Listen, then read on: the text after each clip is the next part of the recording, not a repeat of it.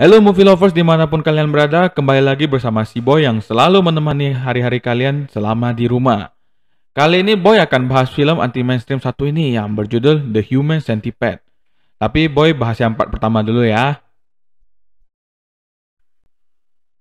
Tanpa lama-lama lagi, tanpa basa-basi lagi, langsung siapkan diri kalian semua, langsung kita mulai. Sebelum masuk ke cerita, alangkah baik kita bersilaturahmi dulu dengan tokoh di dalam ceritanya ya. Yang pertama, Bang Boy kenalkan si dokter panutan bangsa kita yaitu Dr. Hater. Kedua ada Kak Suro atau si Jepang. Dan kemudian ada si traveler malam-malam yaitu Lindsay dan Jenny.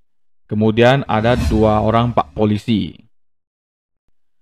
Kisah ini diawali dengan pengemudi truk yang buang air kecil di samping hutan.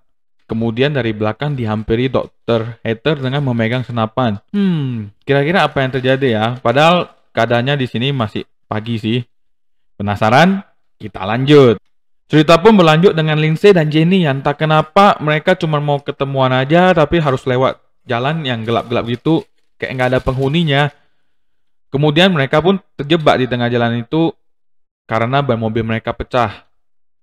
Lindsay dan Jenny pun berusaha untuk mencari bantuan. Tiba-tiba ada satu mobil berhenti pas di samping mobil mereka.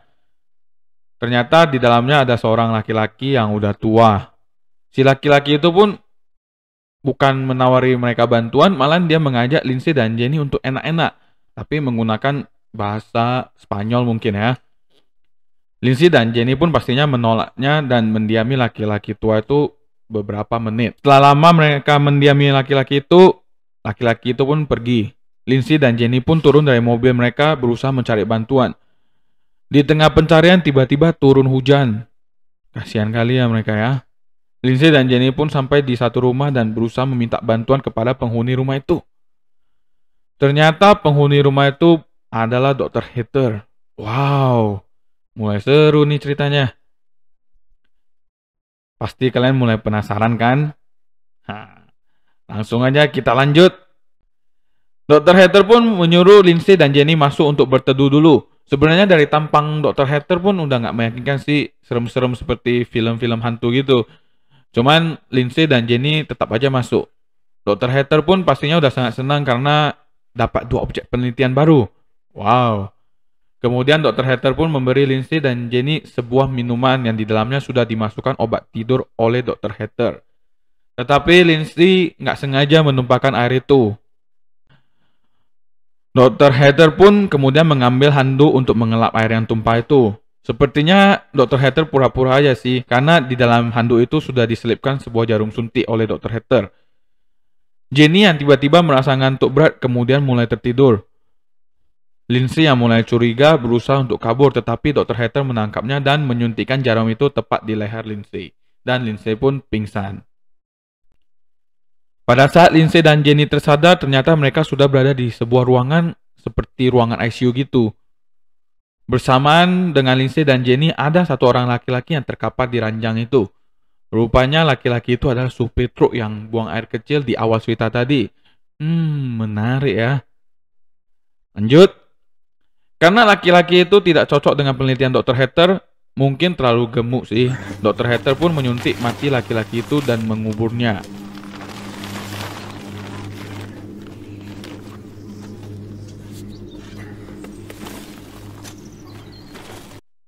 Dan di dalam mobil Dr. Hater sudah ada pengganti dari laki-laki gemuk itu, yaitu si laki-laki Jepang. Ini nih favoritnya Bang Boy. Setelah mereka terkumpul di dalam ruangan itu, Dr. Hater pun memperkenalkan dirinya kepada mereka dan menyampaikan apa dari rencana brilian Dr. Hater. Sekilas tentang Dr. Hater, dulu Dr. Hater adalah dokter ahli bedah terkenal dalam memisahkan bayi kembar Siam, tetapi selama ini dia mempunyai sebuah rencana atau lebih tepatnya ambisi untuk menyatukan tubuh manusia layaknya kelabang. Dan rencana ini akan dilakukan terhadap ketiga orang ini. Cara kerjanya yaitu dengan menyatukan lubang anus mereka dengan mulut mereka sehingga membentuk seperti gambar ini. Dan ketika si A misalnya buang air besar, maka si B yang akan memakannya. Dan begitu juga si B ketika buang air besar, maka si C yang akan memakannya. sehingga mereka akan hemat biaya makan. Iu. Penelitian pun dimulai, tetapi di tengah penelitian, Lindsay berhasil kabur dan masuk ke dalam sebuah kamar, tetapi dikejar oleh Dr. Hatter. Sampai Lindsay pun terjatuh di dalam kolam renang dan disinilah mulai terjadi negosiasi antara Lindsay dan Dr. Hatter. Tetapi di tengah negosiasi, listrik di rumah Dr. Hatter tiba-tiba padam. Dr. Hatter pun pergi untuk memeriksanya. Di saat itu, Lindsay bukannya kabur, malahan menolong temannya Jenny yang sudah terkapar pingsan. Sungguh setia kawan sekali si Lindsay ini ya. Akhirnya pun Lindsay dan Jenny pastinya tertangkap kembali ketika berusaha kabur. Dan operasi pun kembali dimulai. Setelah selesai operasi, Dr. Hatter pun menunggu hingga kondisi mereka membaik. Beberapa hari menunggu, akhirnya manusia kelabang yang diimpikan oleh Dr. Hatter sadar dan kondisinya makin lama mulai membaik. Dokter itu pun memperlakukan mereka layaknya anjing peliharaan. Mereka diajak main, diajak berenang, sampai diberi makan layaknya anjing. Mereka pun diajari cara mengambil koran untuk Dr. Hatter. Tetapi tiba-tiba aja si Mas Jepang ini yang merupakan bagian awal dari manusia kelabang yang diciptakan Dr. Hatter sakit perut dan ingin Karena tidak tahan lagi, akhirnya si Mas Jepang ini pun ke mulutnya si Lindsay yang berada di belakangnya. Dan mau tidak mau, pastinya pun si Lindsay memakan itu. Anjay, jijik kali. Ih, bayangin aja gimana rasanya makan kan. Lanjut ke ceritanya. Di hari-hari berikutnya, kondisi dari Jenny kian memburuk. Mungkin karena infeksi dari jahitan di mulutnya. Saat melakukan pemeriksaan di laboratorium Dr. Hatter, tiba-tiba aja bel rumah dari Dr. Hatter berbunyi. Rupanya sudah ada 2 petugas polisi menunggu di depan pintu rumah Dr. Hatter untuk mencari tahu kasus orang hilang yang belum terselesaikan. Dokter pun membuka pintu dan kedua polisi itu dipersilakan masuk. Seperti biasa, Dr. Hatter memberikan minum kepada 2 polisi itu. Tetapi polisi itu tidak mau meminum dan sempat terjadi adu mulut sampai akhirnya menyebabkan gelas terjatuh dan pecah. Dr. Hatter pun meminta maaf dan mengambil handuk untuk mereka. Tetapi di dalamnya juga sudah diselipkan sebuah suntikan, mungkin untuk membius kedua polisi itu. Tapi rencananya harus gagal karena jarum suntik itu terjatuh dan ketahuan oleh kedua polisi itu. Polisi pun meminta untuk melihat ruang bawah tanah dari Dr. Hatter. Tetapi dokter itu menolak dengan alasan tidak ada surat perintah penggeledahan. Polisi pun kemudian pergi dan berkata dalam 20 menit kita akan balik dengan surat perintah penggeledahan untuk melihat apa sebenarnya isi dari ruang bawah tanah itu. Di dalam ruangan penelitian itu, si mas-mas Jepang ini berusaha mengambil sebuah pisau bedah yang berada di dekatnya. Dan ketika Dr. Hatter masuk, langsung ditusuknya ke Dr. Hatter. Bukannya membunuh Dr. Hatter dulu, malah mereka bertiga berusaha langsung kabur. Seperti cerita psikopat pada umumnya, Dr. Hatter pun masih hidup dan berusaha menangkap mereka. Usaha yang dilakukan mereka bertiga untuk kabur itu ternyata mengalami jalan buntu, yang menyebabkan Mas Jepang ini frustasi dan akhirnya bunuh diri dengan serpihan kaca yang ditemukannya. Sangat kasihan sekali Mas Jepang ini, padahal favorit saya dia nih. Di saat suasana mulai mencekam, tiba-tiba kedua polisi itu pun balik ke rumah Dr. Hatter. Dr. Hatter pun ketakutan dan berusaha bersembunyi di samping kolam renangnya. Polisi itu kemudian berhasil masuk dan mulai menggeledah rumah itu. Polisi yang pertama berhasil masuk sampai ke kolam berenangnya. Tetapi langsung saja ditembak oleh Dr. Hatter dan polisi itu mati terapung di atas kolam renang.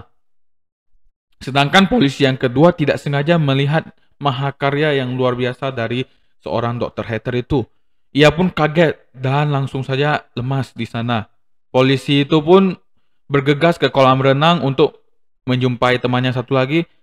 Dan langsung saja dia melihat temannya itu sudah mati terkapar di atas kolam berenang. Polisi itu pun ditembak juga oleh Dr. Hatter, tetapi polisi itu berhasil menembaki kepala dari Dr. Hatter, kemudian mereka sama-sama mati. Hore! Di sisi lain, kondisi Jenny pun semakin melemah karena infeksi dari jahitan mulutnya.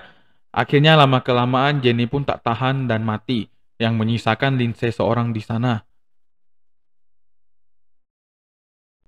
Mungkin si Lindsay juga pasti akan mati karena tidak mendapat asupan dari si laki-laki Jepang itu. Dan kemudian dia pun harusnya mati sih. Dan kasus ini nggak akan terungkap jadinya.